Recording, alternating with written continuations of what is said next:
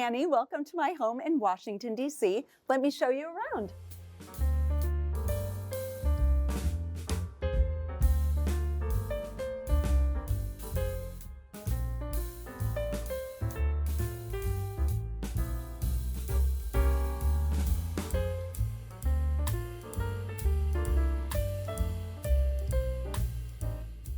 This summer, spend the hottest months of the year in style with Homeworthy as we visit the most extraordinary homes around the world. From the sun-soaked shores of the Hamptons to the classic beachfronts of Nantucket to the vibrant courtyards of Morocco, be sure to subscribe to Homeworthy's summer series to make every day feel like a vacation. You're watching Homeworthy, where we believe every home has a story. My name is Annie Elliott, and I'm an interior designer in Washington, D.C. Welcome to my home. Funnily enough, John and I had been to this house before it even went on the market. We knew the people who lived here, and they had us over to a dinner party. And we came over and we were like, what is this place? I mean, to us in a condo, it seemed so huge, and the dinner party was so fun. And we just said, gosh, what do we have to do to live in a house like this? And then years passed, and the people put the house on the market, and we snapped it up, and here we are today. I would really describe our home as happy. I know that doesn't sound very descriptive, but it is a mix of things, but I don't want to say eclectic because that sounds unintentional. I don't want to say whimsical because that sounds too fanciful. But the truth is there is a lot of saturated color here. We do have pattern on pattern. I want people to feel welcome when they come in, of course. But I also like the formality of this house. I like that it has tall ceilings. We made a very deliberate decision not to break down the wall between the kitchen and the dining room, so we still have a fairly formal dining room. So I strive for this funny balance between having people feel warm and comfortable and welcome, and we have so much fun here, but also we've retained the grace of the original house, the graciousness of it. And that's one of the things I really love.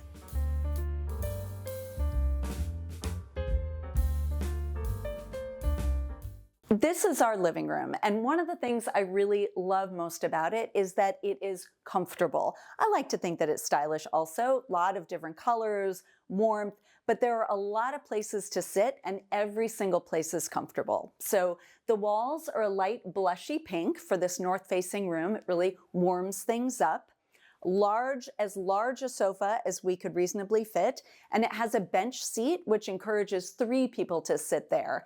Really, a bench seat or 3 seat cushions is more inviting for 3 people than 2. And if you really want to seat a lot of people, you need to create the space. The decoration of the room actually started with this rug. I think that vintage and antique rugs are the answer to everything, to be honest. They show nothing. They wear away kind of charmingly. They're all wool. So they're natural, and they just have so many colors that you can pull from or choose to ignore. So the rug is kind of a tealy color, and this is definitely more of a grassy green. They're kind of clashy, but somehow it all works. So that's one of the things I think that makes this room sort of fun and welcoming, is that it doesn't take itself too seriously, you know? So we've got the colors that are kind of clashy, and then we've also incorporated several different patterns. And so we've got this kind of, medallion-y pattern on the rug, and then we used a plaid on this chair. I love plaid so much. So the plaid, we've got the solid sofa. I didn't want to over pillow the sofa since we have a gallery wall, and I'll talk about that. But I didn't want to put too many pillows on the sofa. Let's be honest, when somebody sits on it, if you're crowding in, the pillows are going to go on the floor anyway. And that is fine, but I didn't need too many there. So we had a lot of fun with this settee, actually. At one point, we did have 2 chairs here, and that was great. That worked really well. But I did want to be able, I have the holidays in mind, I did want to be able to squeeze 3 people here if we needed to. And so I designed this settee just to be exactly the size we needed, again with the bench seat. And so you really can fit 3 people on if you're willing to be cozy, if you've had a couple of glasses of eggnog. And the pattern of it really works because I'm a big believer in varying the scale of things. And so we've got this great, like, big floral scale pattern on the drapes. We've kind of a medium to large scale on the rug. And then I paired this with a small geometric scale here. We got the plaid over there. So you're mixing florals with stripes and geometrics, florals with small geometric patterns. It's all about the mix, really. And so that's why I think that this smaller geometric pattern really works here in this context. Again, not too many pillows. One was plenty. And a tiny little chair over here, which is shockingly comfortable, but that can kind of be scooched around if you want to bring people closer, if you're having cocktail hour or something like that. One of the things I really love about our living room is this gallery wall. And this, like everything else, has gone through some iterations. But what I really love is that every single piece here has a story. None of it is very precious. None of it was expensive. In fact, some were gifts. But the whole is greater than the sum of the parts, right? So you have a piece my friend did. These were from my grandmother. That actually was from Sears and Roebuck in the 1950s or 60s. If you know Sears, if you don't, you can look it up. This was by an artist friend in Philadelphia. So, you know, all of these together look great. I used to have a large oil painting here of some egrets, and they really looked fantastic on this wall. I wanted to move them somewhere else. But when I pulled them out of the gallery wall and I hung them on their own, they didn't work. They just looked shabby and they didn't hold the wall very well. So really the mix, it's all about the mix. Corner fireplaces are so tricky. I mean, usually when you have a normal fireplace, it makes sense to have all of the furniture in the room arranged around it, right? It is obvious that the fireplace is the focal point of the room. When you have a corner fireplace, especially in a room that is not gigantic, that becomes impossible. I really tried to have a sofa angled toward it or two little chairs. If the room were much, much bigger, I could have two tiny chairs next to the fireplace and kind of call attention to it. There just isn't space in this room. And so I feel lucky because the mantle is tall. It doesn't look like we're completely hiding the fireplace. We're just not giving it the attention that it really would prefer to have. So anyway, a quirky thing about this fireplace is that there is such a large distance between the firebox and the mantle.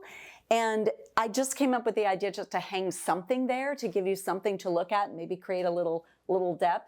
So this little painting, I think, does the trick just fine. I wouldn't hang anything really intricate there. You just want it to be there. You look at it, you look somewhere else, that's it.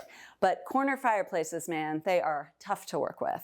One of the ways that I ensure that in this historic setting that we are not falling into a time capsule, even though I have some antiques around, is to bring in really strategic pieces of modern furniture.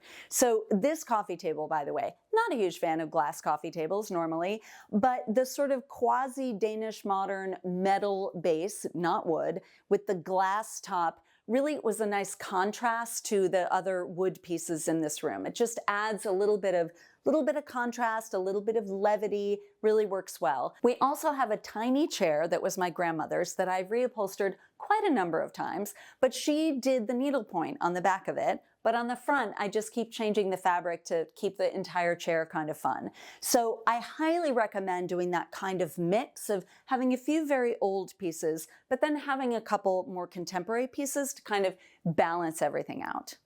Now let's go into the dining room.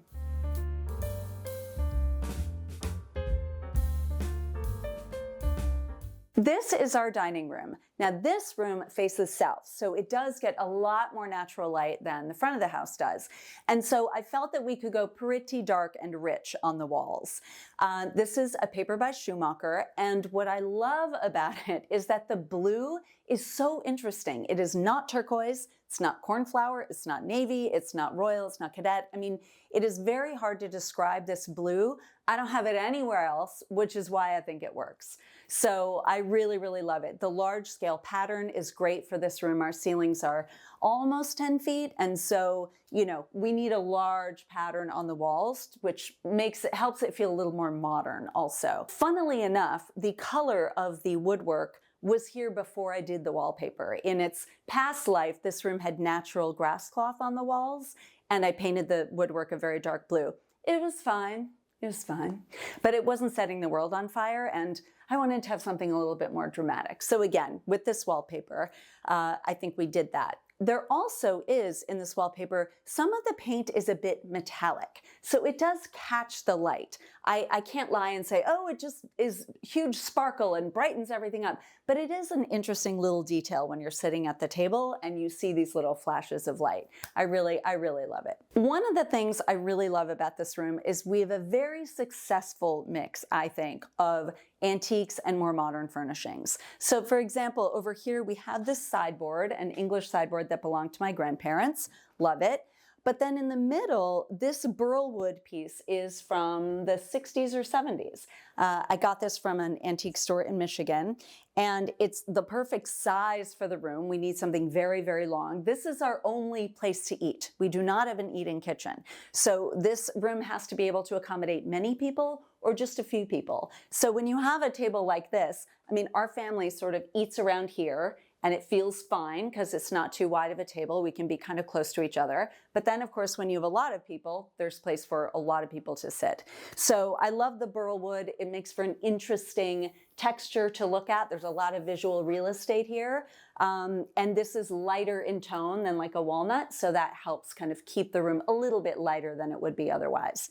These chairs I absolutely love. We've had the two end chairs literally for 22 years, and they look great and they are still so comfortable. They're very contemporary, but they're leather, so they wipe right off. They're great if you have kids with sticky fingers, and they're just so simple and clean lined. I really feel like they can go with anything antique or modern. I recommend them a lot to my clients, so they're all laughing at me right now because they know how much I love these chairs. The rug in this room, as in the living room, is another vintage rug. And again, it shows nothing. It will last forever. I really think that this kind of rug is terrific in rooms that are going to get a lot of traffic, a lot of action, if you know what I mean. So this rug, I think I got it on eBay, to be honest, and it was a steal. If you're not too picky about the colors of a rug, so for example, if you don't care if the red is like a cherry red or more of an orangey red, buying a vintage rug online is really a great thing to consider. Once you get into really needing a specific shade of something, you really kind of have to see the piece in person before buying it. But if you can be a little bit flexible, as I was able to be here, you can get a very nice large rug for a really good price. So anyway, that is the rug. And this little piece here, I think I bought it to stage something or to style something. And it is not well made. Don't look at it too closely, but isn't it perfect right here? I mean, it's a serving surface for us. It holds linens and other things and candles. It just is the perfect little piece for this funny spot. I love that it's red, but not everything in a room has to be expensive in order to really look good in context. Do you know what I mean? So this has been a very trusty piece to have. I also think it looks great under these English botanical prints. I'm quite a fan of anything engraved or English, to be honest. So anyway, I just think that this whole little vignette works really nicely. The light fixture is from the 1980s, and my mother-in-law actually snagged it for me from a friend of hers who was moving, and I really like it. I mean, it's kind of like nothing else in the room, but we've hung it especially high because the room is very off-kilter. Very little actually lines up in this room, and so if we'd hung it very low, it actually would have emphasized how not lined up things are. When you hang it higher, you just don't really notice the strong lines of things. Kind of hard to explain, but I really love this fixture. The crystal is fun, but not too formal, but I like it. Right off of the dining room is our powder room.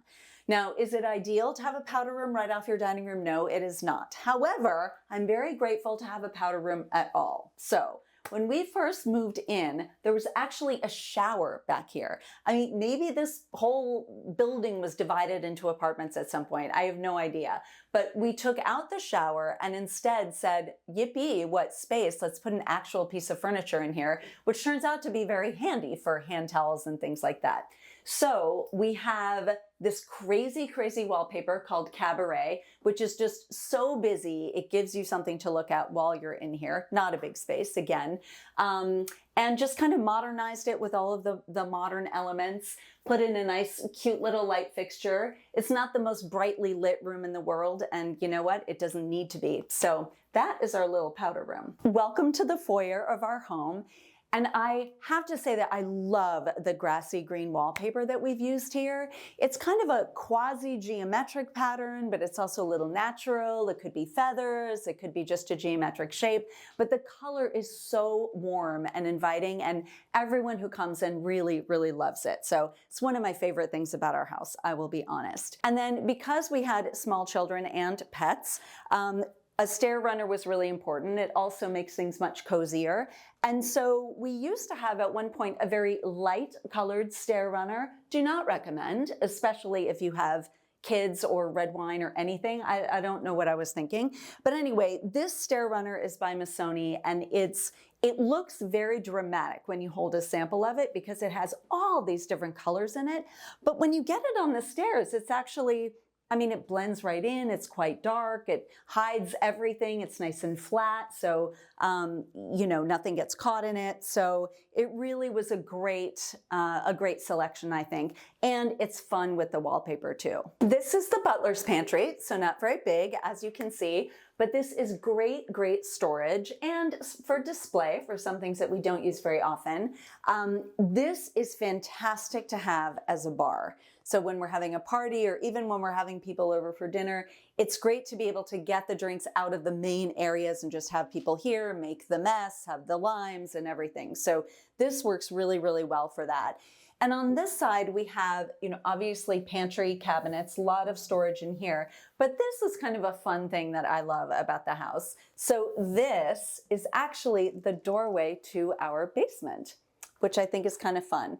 When we have contractors here, the poor guys, they never know where to go. So anyway, that's our little secret, our little Harry Potter moment. Like many designers, I think, I'd always been interested in interior design, but to be honest, I just didn't know how to go about it. You know, grew up in a solid middle-class family in upstate New York, and you know, no one I knew used interior designers. So I went into art history. I went into museums. That was my first career, sort of design adjacent, if you will.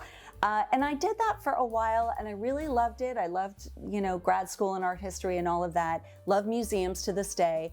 But I was lacking this connection to people. You know what I mean? When you work in a museum and you're working with art, you really are working with people experiencing art, but you're not right in there.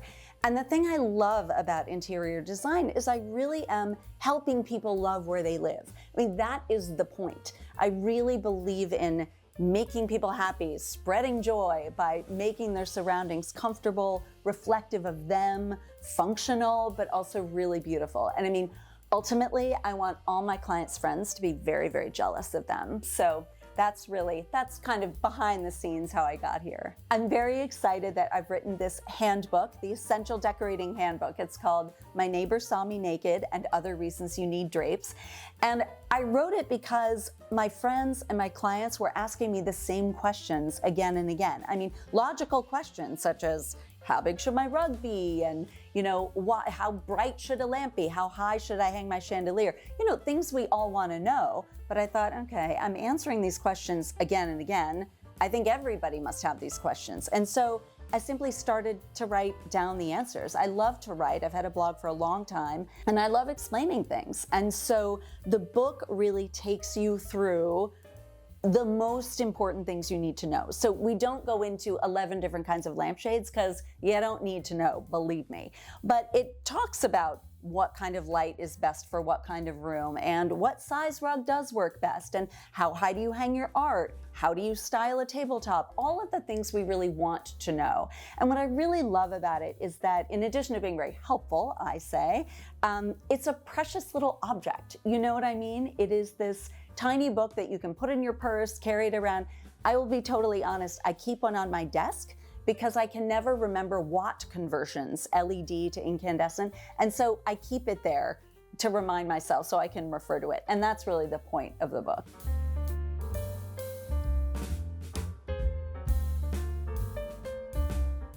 This is the kitchen, which we renovated about 10 years ago. And we made the very conscious decision not to break down the wall between the kitchen and the dining room. And we also made the decision not to bump out. Now, I will be honest, I did want to do that at first. I wanted to have a little eating area, have kind of a breakfast nook out there. We didn't end up doing that. I was just getting impatient with permitting and things like that. And I thought, well, we can do this part and we'll go back to it later if we want to. Well, obviously we're never going to go back to it. But, you know, we did this before the pandemic. And when the pandemic hit, we were very happy to have as much porch space out there as we have. So anyway, so it's still a galley kitchen. We're in a row house. It's still a galley kitchen. But the way we did it just works so well for us. I mean, galley kitchens are very practical in a way because you don't have far to go between sides. One thing when we were redoing it is my husband said, I don't want any cabinets on the stove wall. And I was like, well, that's a very specific and strange thing to request, but okay. He asked for so little. I felt like we should accommodate. So I really wanted this whole stove wall to be a statement. And it took me a long time to figure out what that was going to be. I did not want to do a mural. I can't tell you why. I just didn't want to do one. I thought that would be very expected and I didn't want to do that. I did not want to do any kind of mural with tiles. Just didn't want to do that either. So I hit upon the idea of doing large porcelain panels that were painted. Chinoiserie, I wanted red, I wanted birds, the whole thing. This is now reverse painted glass, and I am so delighted with it. I partnered with some artists here in DC who do this kind of thing. They also do murals, but we came up with the design and then they had to paint it backwards on this glass. It's called aglamise, and it's actually a very old, an old method of art making. But this is all custom, of course. So these are birds from the eastern shore of Maryland, where we go, eastern bluebird. The colors are what we wanted, and there are tiny little hints of gold leaf in here, which just catches the light. So it was an investment, it was a decision, and it makes me happy every single day. It was worth it. So that's the big thing about our kitchen. Then, of course, I didn't know what to do on the other side. So this is about the third thing we've tried. This is just a antique mirrored glass tiles. So it kind of is the same vibe as the other backsplash.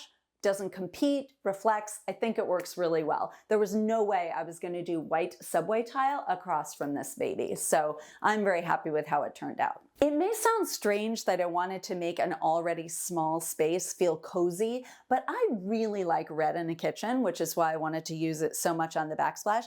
But we also put a runner in here.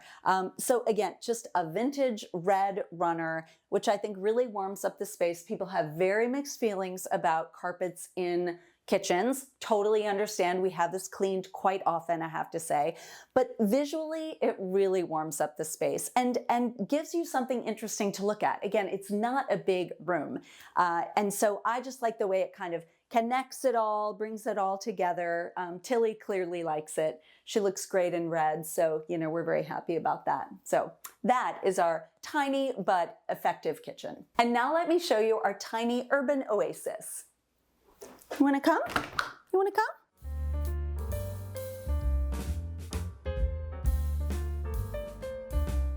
This is our urban garden, and we were so happy to have this porch during the pandemic, let me tell you. So it's quite a generous covered space, which we love. We can have meals out here, and then we can also go down here if we want to have a drink with some friends. I also actually do a lot of writing from here, so this has been a nice little perch also. We made the decision to go ahead and hang some art out here. This wall just seemed very big and very empty. So this is a painting on board, and we bought it and we just said, we're gonna hang it outside. It will deteriorate over time. That's just what's gonna happen. And it actually has been there for like 6 or 7 years, and it's holding up remarkably well, I think, as it's covered. But we call it David. It has some very long title, but we just call it David. And it makes this very homey and a little edgy, if I do say so myself. This is such a nice spot to sit and have a little drink. It's really nice to be down in the garden. Again, we're right in the middle of Washington, D.C., so we feel so lucky to have any green space at all. But here we're really enveloped. It's really nice to have. So when we first moved in, our baby twin daughters were 6 months old. And so we really didn't know what to do with all of this space. And so it was really fun to imagine what we were going to use the different rooms for. Because they were so small, we ended up putting them in the biggest bedroom, where they had, first they shared a crib and then they had 2 cribs and the whole thing. But we've moved the rooms around a lot in terms of their function. So we're in a row home. It's a 1910 Wardman row house. That's a thing in Washington, D.C. There was a developer named Wardman. So it's from 1910, so very vertical. So the second floor is quite open. We did not make those changes, but the previous owners had opened up the second floor. So it really is one large space. And that space has undergone a lot of changes. So originally, when the girls were little, part of it was their little play area, and then we had the TV area. And then we started using the fireplace, and so we angled things a different way. And then the girls got older, and so they wanted more space to play. So it really helps to be nimble when you're thinking about how to use the spaces in your home. And I always encourage clients to reevaluate at certain points in life. Are you still using this room the way you started to use it when you moved in?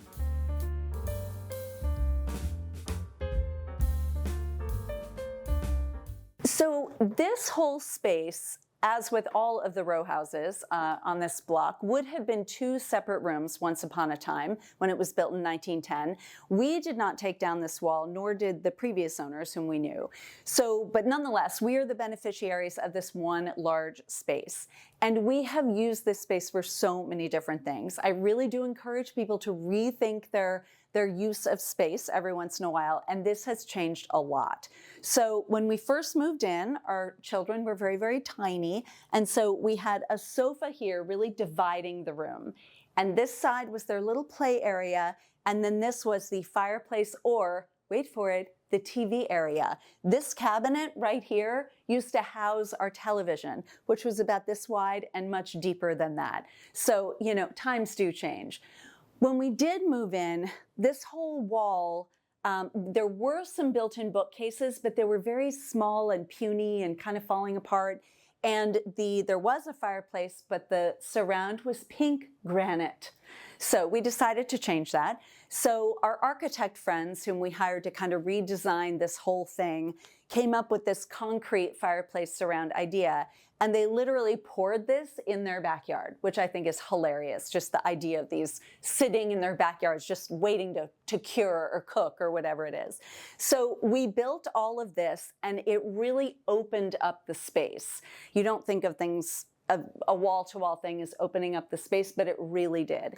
And so that helped us really define this as a living area, and then we could do whatever we wanted over here. So today, this half of the room is my home office. My real interior design office is somewhere else. But when I am here, this is where I am working. And this truly, on this side, is the family room area.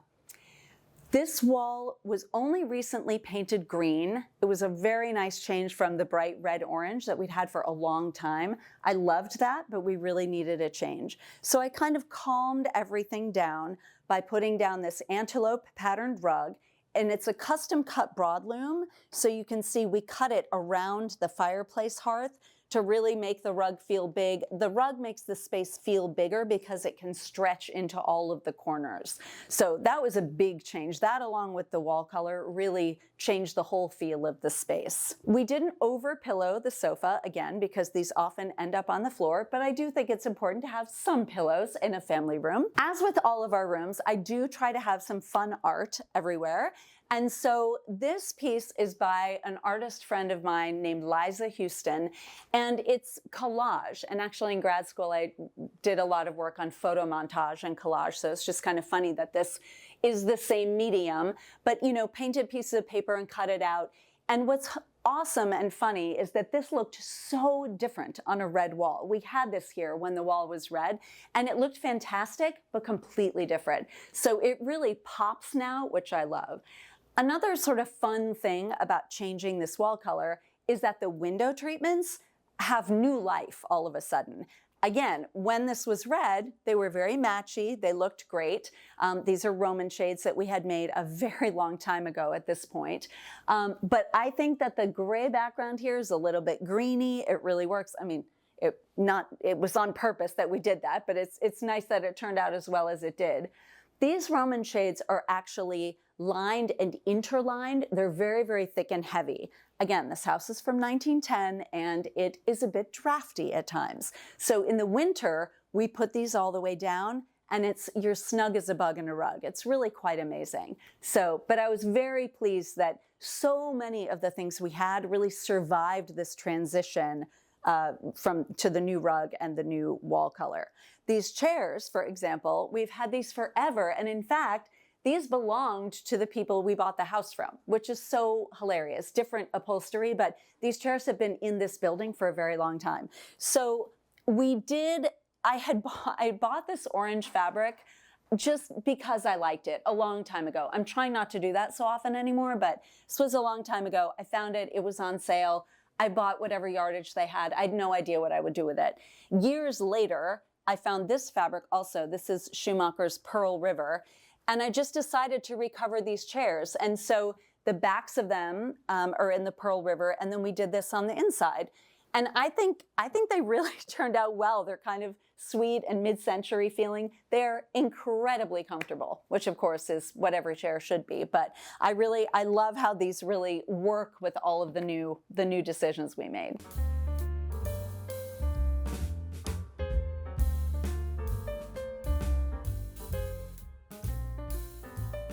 I have twin daughters, and when they started high school, they each claimed that they wanted to redo their rooms. And so I really am a firm believer that when you have teenagers, you should just let them do whatever they want to do in their rooms. So that's what we did. So this is Ruthie's room. I almost said my younger daughter. She's younger by like 45 seconds. But this is Ruthie's room. And she wanted to do a wallpaper accent wall, and she chose this by Manuel Canavas, which I thought was quite a sophisticated choice. Anyway, the room is tiny, so we did one wall in this, and then she has a nice day bed, so she can hang out here, and of course, it's where she sleeps. But it's a very sweet room. We really tried to make the most of it. So this is our other daughter's bedroom, Georgie, and she created her own accent wall of sorts by doing a gallery wall of all of these bits and bobs that are meaningful to her. So we really let her do whatever she wants, and we are under strict orders never ever to change it or take it down. So we will have that conversation another day, but for now, this is her wall. When we let our daughters decorate their bedrooms, we also renovated their bathrooms so they would have a little more space, teenage girls. We really wanted to preserve what we could from this 1910 vintage bathroom with the clawfoot tub, and we just couldn't do it. It was so impractical. So we kept it charming, I hope, by doing this really pretty emerald green tile. The walls are very light blue. And other than that, it's just kind of a cheerful, happy place for them to get ready in the morning. So when I think about what home means and what it means to me, there is the building and there's the stuff in it, which obviously I love because I do this for a living. But really, home is about the people in it, and about the experiences you have here. I do a lot of social media, and I was sort of making fun once about the signs that people put in their houses, like eat, and live, laugh, love. I'm so against those. But I also mentioned, if a sign says home, then if you don't know that you're already home, well, you have bigger problems. And one person wrote in the comments, they said, not everyone has a home. And that sign might really represent to them that they are home. But it's true, it did choke me up when I saw that. And it's meaningful. It really stuck with me. Thanks for watching. Be sure to go to homeworthy.com for exclusive content, shopping guides, and so much more.